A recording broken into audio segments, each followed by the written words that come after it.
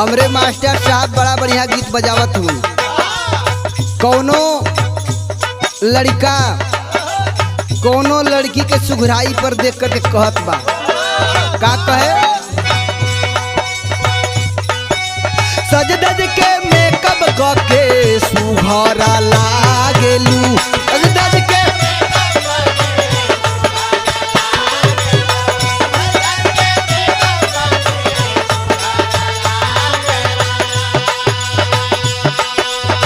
लैकिन में सबही से सुपर लागेलू, लैकिन में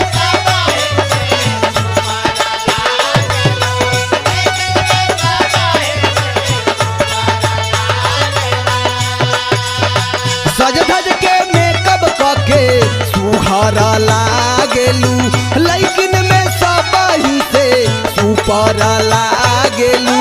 हो गोरी मारिए का, हो गोरी मारिए का तिरछी नजरिया, हो गोरी हंसल कारा, गोरी मारिए का तिरछी।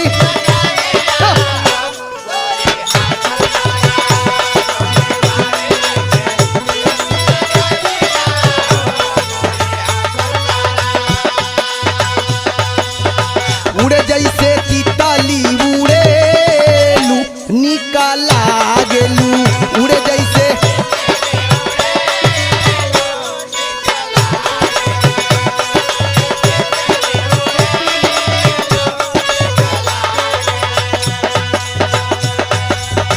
जान अंगड़ाई जबलेलू भागा जागला, जान अंगड़ाई जब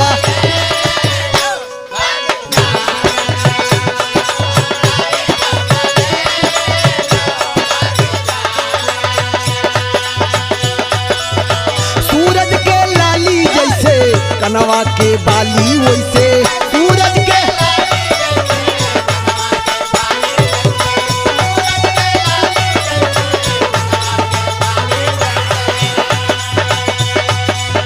लचके कमर देखा फुलवा के डाली वैसे, लचके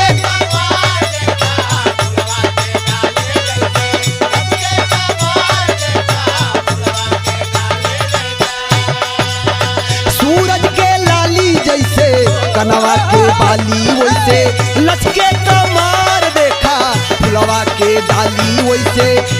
उठे लहा लहा, उठे लहा लहा दिल में लहारिया, हो गोरी फसल करा, उठे लहा लहा दिल में लहारिया, हो गोरी फसल करा।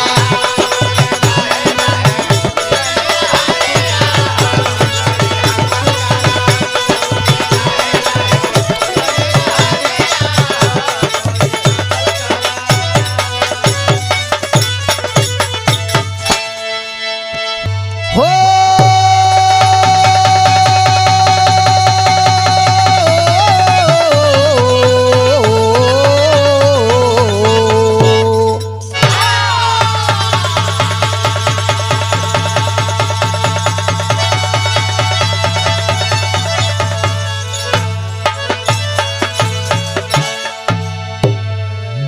अच्छा बाबूजी, बड़ा सौभाग्य की बात बा।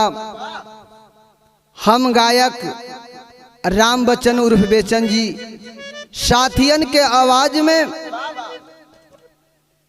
स्नेहा फिल्मस की सौजन्य से आदरणीय बड़े भैया सुनील मौर्य जी के देखरेख में आप लोगों के बीच वो कांड हम भेजतनी।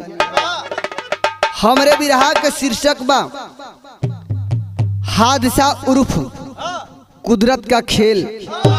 आए बाबू, बड़ा चाह रहल, बड़ा मांग रहल कि भैया लोग कह रहे थे कि आपका कैसेट कब छूटेगी। आप लोग बाबूजी एक कहानी को जरूर पसंद करेंगे, लेकिन साथ में बैठे हुए हमारे सहयोगी आदरणीय हारमोनियम में संगत कर रहे हैं हमारे बड़े भाई प्रेम जी, और ढोलक में संगत कर रहे हैं हमारे छोटे भाई राजू जी, और बेंजो में संगत कर रहे हैं हमारे उमेश विश्वकर्मा जी और कोरस में सहयोग कर रहे हैं हमारे छोटे भाई लाल बहादुर जी, बड़े भाई अमरनाथ जी और बड़े भाई तान बुड़ुक जी और हमारे अजीज मित्र राजकुमार जी और हमारे अगुआ हमारे छोटे भाई हमारे कवि जी श्याम बिहारी कवि जी और अध्यापक भी हैं। आए बाबू, जैसे हर गवैयन के आप लोग प्यार दुलार आशीर्वाद दिली जा, वैसे आशा ना बल्कि विश्वास बा जरूर आशीर्वाद प्यार दुलार मिली। कैसे मास्टर?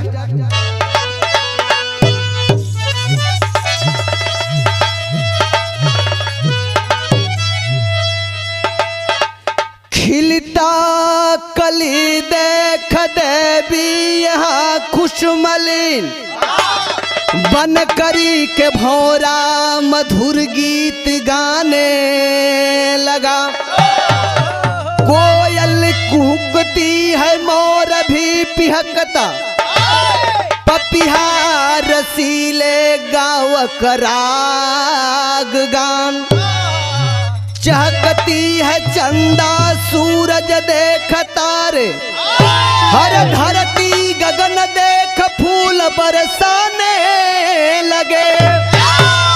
दो से बना जिंदगी का सफर है, प्यार जन्नत से काफी कभी श्याम चरण।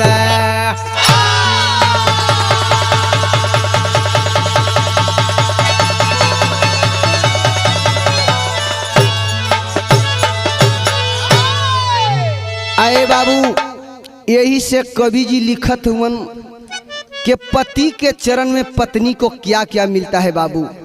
एक लाइन कवाई लगल मास्टर साहब।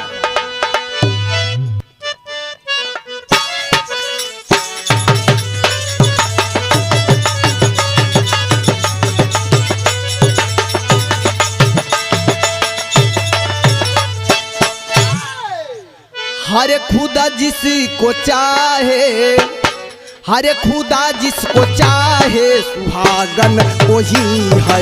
खुदा जिसको चाहे सुहागन वही है।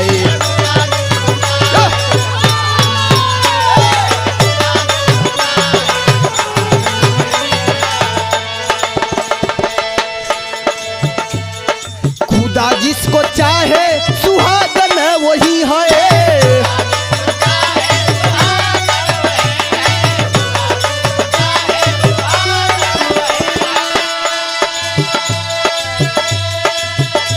अरे खुदा जिसको चाहे सुहागन वही है। खुदा जिसको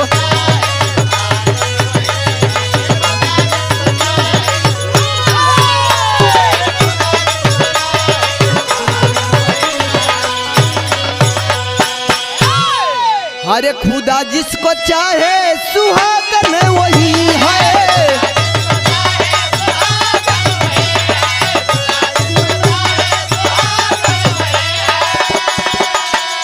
हर खुदा जिसको चाहे सुहागन वही है। अरे जले जो विरह में अभागन वही है। जले जो विरह में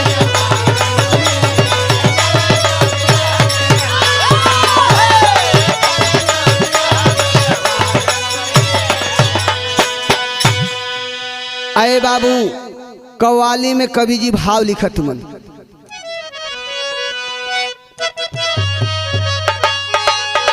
अरे पति के चरण में है जन्नत सदा। पति के चरण में है जन्नत सदा।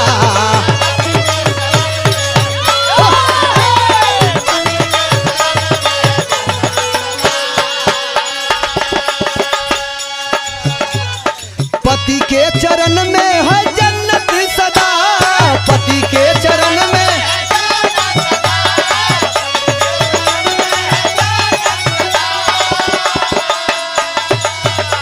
अरे पति के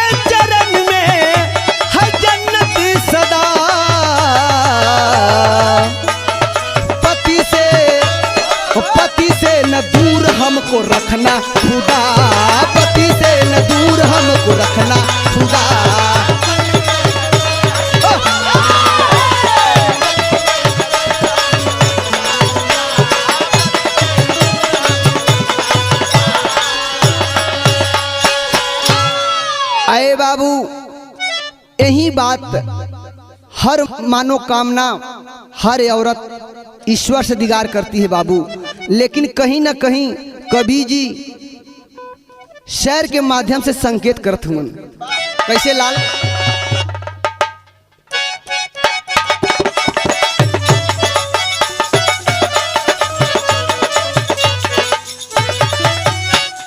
यूपी प्रांत सोनभद्र की कहानी है।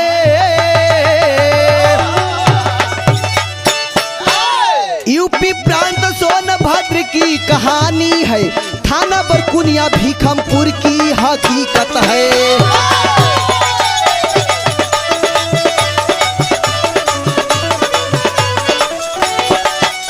अर्जुन गोलग्राम भीखमपुर के निवासी थे। अर्जुन गोलग्राम भीखमपुर के निवासी थे। उन्हीं का बेटा राम सागर उन्हीं का पास थे।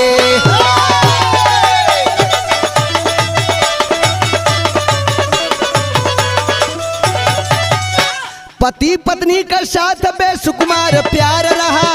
पति पत्नी का साथ बेसुकुमार प्यार रहा। हंसता खेलता खाता जीवन का भी परिवार रहा।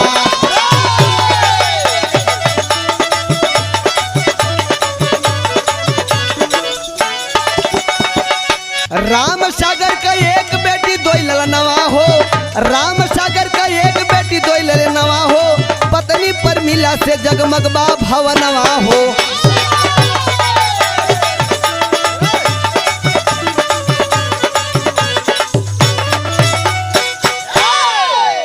आए बाबू तनी बात के समझला लोगन, यदि एक कहानी के ध्यान से सुनिहन। आशा ना बाबूजी विश्वास बा, आंख से आंसू आवे ना आवे, लेकिन बाबू एक कलेजा पत्थर के पिघल करके मुंह बन जाई बाबू। यूपी प्रांत सोनभद्र के अंतर्गत बाबूजी रामपुर बरकुनिया थाना पड़ता है बाबू। वही रामपुर बरकुनिया थाना से करीब 3 किलोमीटर ग्राम भीखमपुर के धरती पड़ता है बाबू। वही भीखमपुर के रहे वाला बड़ा सम्मानित इंसान अर्जुन गोड़ जी रहलन बाबू। अर्जुन गोड़ के 4 गो लड़का रहलन। 4 लड़का में से बाबूजी छोटा लड़का के नाम बतावल गल राम सागर। वही राम सागर के दुल्हन के नाम बतावल गल परमिला। वो परमिला और राम सागर के बीच बाबूजी 3 गो औलाद बड़न। वो तीनों बचवन के नाम बतावल गल। बड़का लड़का के नाम बतावल गल सुभाष और छोटका लड़कवा के नाम बतावल गल सोनल और लड़किया के नाम बतावल गल अंजनी। आए बाबू बड़ा घरे में खुशी खुशी के दिन बीतत बा, अमन चमन से बीतत बा, लेकिन बाबूजी एक लाइन गीत लग गल।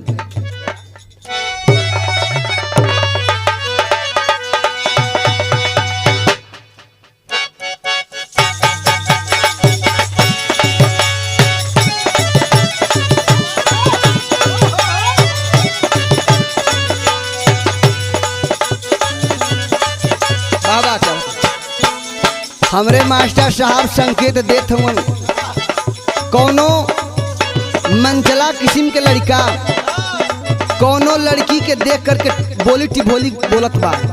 का बोले? अरे गोरी तोरी चुनरी बझल कौआ, गोरी तोरी चुनरी बझल कौआ, जान मारे लहंगाई लखनऊआ। गोरी तोरी चुनरी बझल कौआ, जान मारे लहंगाई लखनऊआ।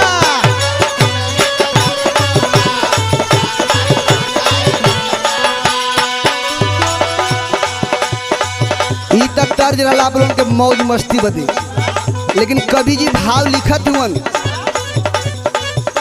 रे मांगी के सिंगार तू हमार सजना, मांगी के सिंगार तू हमार सजना, तोहई से सारा संसार सजना। मांगी के सिंगार तू हमार सजना, तोहई से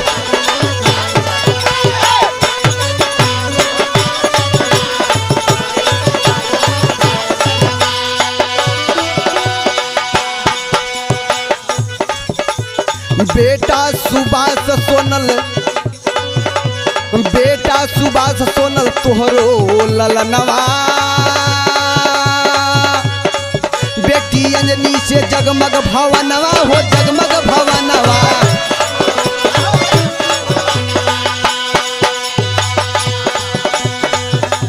लागत बा घरवा गुलजार सजना, लागत बा घरवा गुलजार सजना, तोहई से सारा संसार सजना। लागत बा घरवा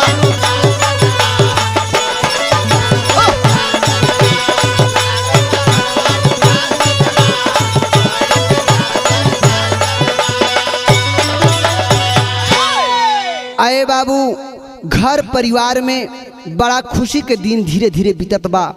और जब बीतत बा बाबू, एक लाइन यहाँ गीत बदल गल।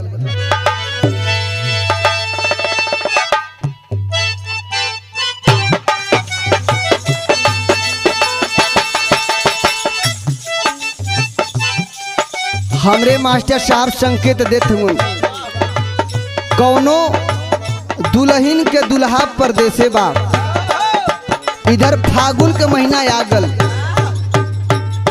दुल्हन फोन उठौलस।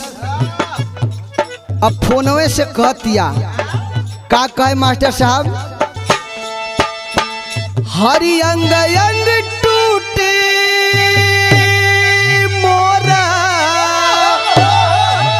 हरि अंग अंग टूटे मोरा, दर्द बदनवा में,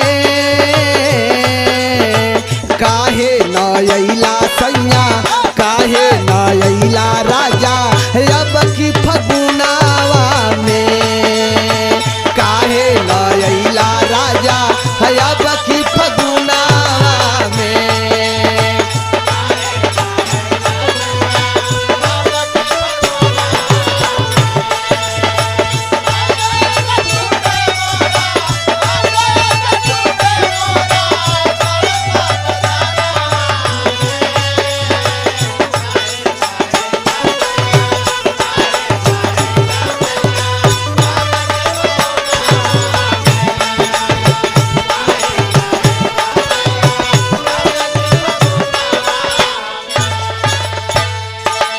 आए बाबू, इतया बोलन के मौज मस्ती बदे गीत रहल, लेकिन कवि जी भाव लिखत हो।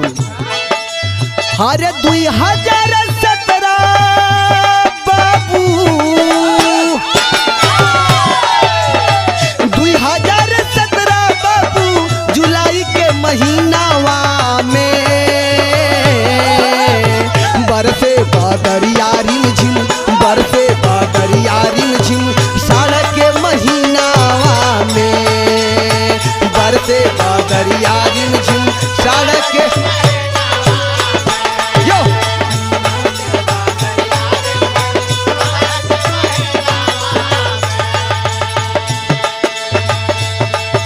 आए बाबू, 2017 2 जुलाई का दिन था बाबू। इधर आखिर बाबू भयल का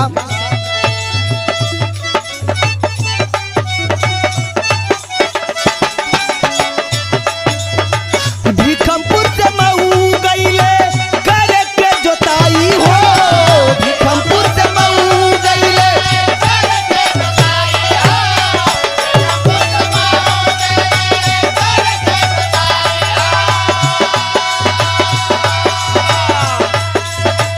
कोई के जोताई अइले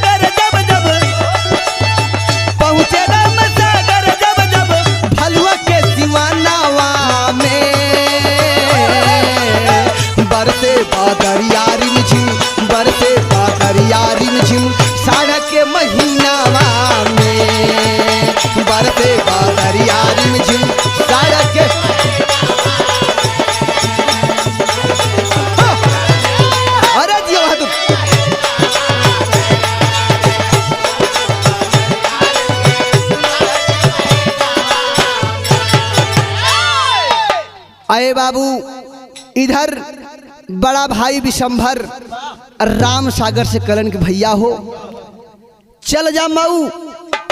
राजेश मौर्य खेत जोत के चलैहा। देखें बाबू बड़ा भाई आर्डर दिलन और छोटा भाई आज्ञा के पालन कैलन। आ गाड़ी स्टार्ट कैलन। जब गाड़ी स्टार्ट कैलन और साथ में अपने विनय कुमार भतीजा के बैठा लेलन। अब बैठा करके चलन हम मऊ के धरती पर बाबू। राजेश मौर्य जी के खेत जोत के बाबू लौटर हलन तो ओस में भयल का मास्टर विदेशिया।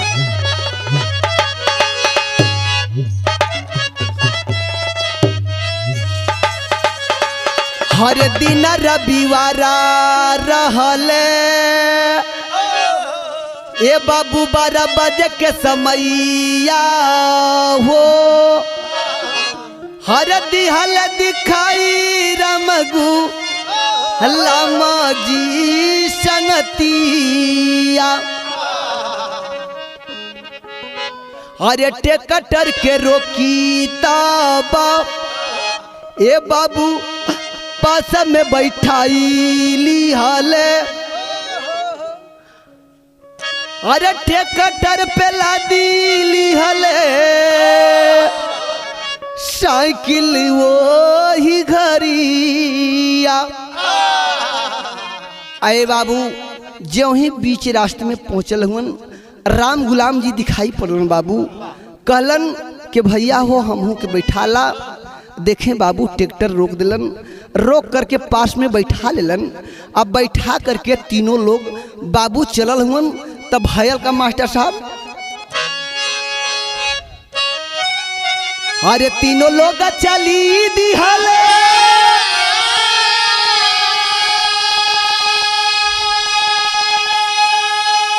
हे बाबू खुशी खुशी मनावा से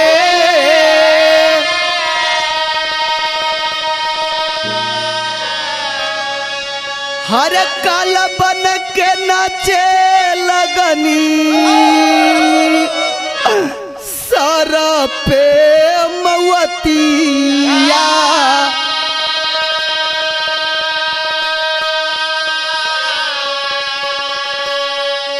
अखिया से उला झाला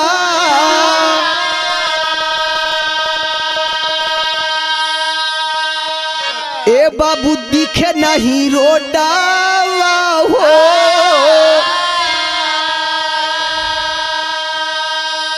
हर खैया में कूदी गईले ट्रैक्टर वही बखतिया।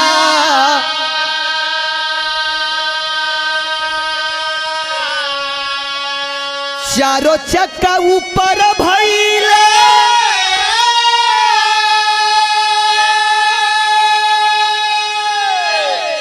ये बाबू तीनों लोग दबी गईले।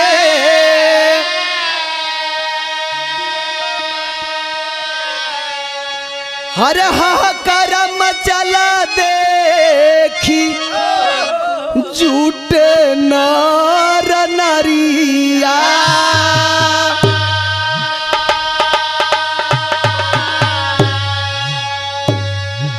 आए बाबू जिस समय तीनों लोग वहां से चलल हुन बाबू वही भलुआ के धरती पर पहुंचलन पंचो। उसी समय बाबू राम सागर की अखिया से कुछो दिखाई नहीं लगल। और जब नहीं दिखाए लगल तो अचानक गाड़ी बाबूजी खाई में कूद जाती है। जब गाड़ी खाई में कूद गल वही खाई में पंचो पानी रहल। अब पलटा खा जाती है बाबू। तीनों लोग दब गए। और जब दब गईलन तो एक देखें बाबू संजोग की बात है बल्ली यादव दूध बेचने वाला उसी समय पहुंच गईलन बाबू। देखलन गाड़ी खाई में कूद गल अपन मोटरसाइकिल खड़ा कर दिलन। आ खड़ा कई के गईलन लगे बाबू बस ना चलल तो गुहार करे लगलन। और जब गुहार करे लगलन कुछ लोग मऊ के लोग कुछ धर्मदासपुर के लोग मर्द मेहरारू बाबू इकट्ठा भइलन। तो उसमें इकट्ठा भइलन तो मास्टर साहब भयल का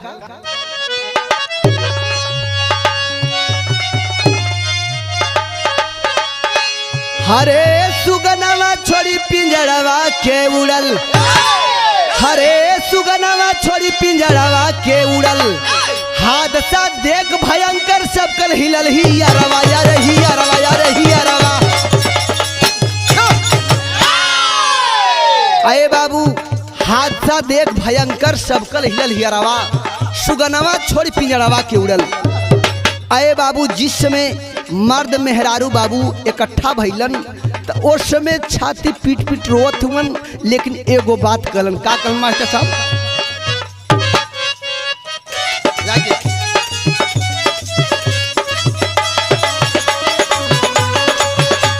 जय हो। हरे रोवे नारा नारी अपन पीटी पीटी छाती आयर पीटी पीटी छाती आयर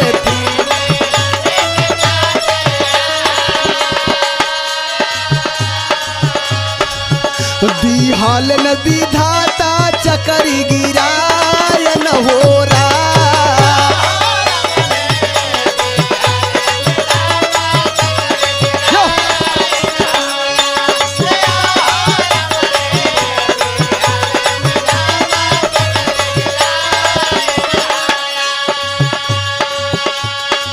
आए बाबू जुटे हुए लोग ईश्वर से उल्लाना करतवन कि हे मालिक हे प्रभु ई का कैला प्रभु, ऐसे ना कर चाहत रहल। लेकिन बाबू यही बात कहत हवन, लेकिन करत का हुवन?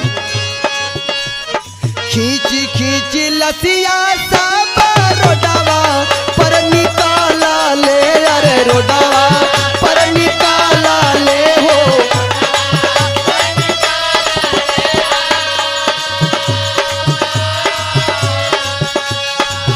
दिहालन खबरिया घरवा जनायन हो रहा।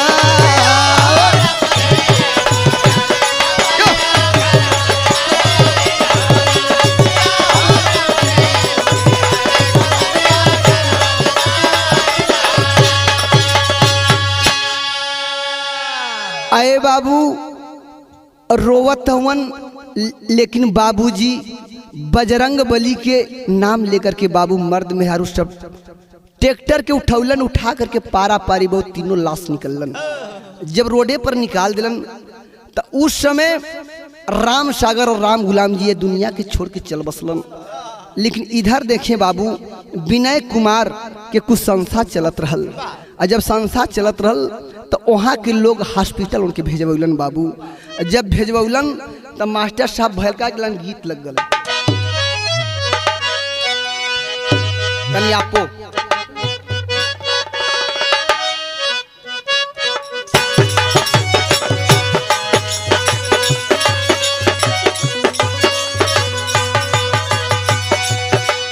कौनो भौजाई वो अपने ननद से कहतिया, का कहे? देखली सपनावा देखली सपनावा देखली सपनावा देखली